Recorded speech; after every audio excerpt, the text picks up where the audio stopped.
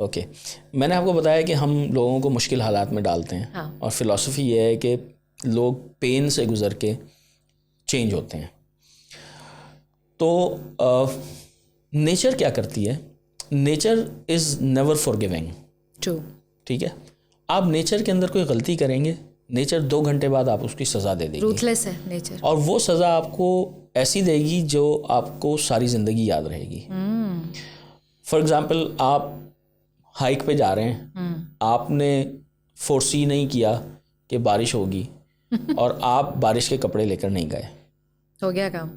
तो आपको 2 घंटे की बारिश के बाद लग पता जाएगा और आपकी सारी प्लानिंग जो है उसके बाद डिस्कस होगी कि ये प्लानिंग कैसे हुई है। So you will never learn how to plan until you face the consequences of not planning. सही। So that's what nature does, that's what wilderness does.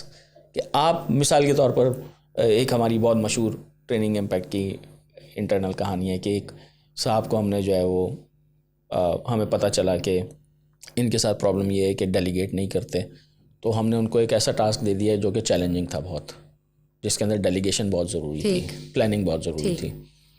वहाँ पे उन्होंने वो पूरा एक्सपीडिशन अपनी टीम के लिए प्लान करना था और वो रात को चावल भूल के चले गए।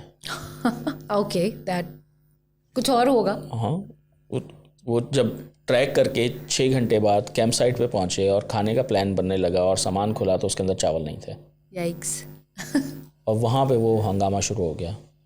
उन्होंने कहा कि आप हमें दें। हमने कहा हम ट्रेनिंग इम्पैक्ट तो एग्जिस्ट ही नहीं करती, आप प्लान कर रहे हैं, आप करें, किसकी ज़िम्मेदारी है। दैट नाइट उन्होंने वो टमाटर खाए, उनके पास कुछ और चीज़ें थी वो खाई, और फिर उसके बाद वहाँ पे बैठ के लीडरशिप डिस्कस हुई। ओके।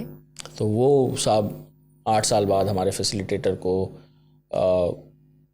मिले एयरपोर्ट के ऊपर, तो उन्होंने कहा कि मुझे डेलीगेशन उस चावल के एक थैले ने सिखाई है। So you never forget the lessons you learn in wilderness. उसकी वजह यही है कि आपको जब अपने फ़ैसलों का, अपने बिहेवियर्स के कॉन्सिक्वेंसेस का सामना करना पड़ता है, और वो कॉन्सिक्वेंसेस ऐसे होते हैं जो फिज़िकली बहुत पेनफुल होते हैं, मेंटली बहुत पेनफुल होते हैं, इमोशनली बहुत पेनफुल होते हैं, तो you learn your lessons.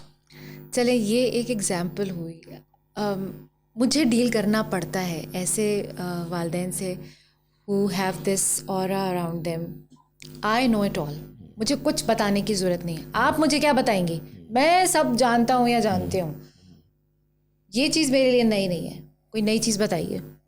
Mean इतनी ज़्यादा वो दुरुस्तगी होती है और तुंदी होती है लहजों में कि वाकई मेरी आंखों में आंसू आ जाते हैं कि या अल्लाह ये मैं कहाँ आ गई हूँ। क्या मुझे किसी जुर्म की सज़ा मिल रही है, किसी गुनाह की सज़ा मिल रही है, ऐसे लहजों का सामना करना पड़ रहा है।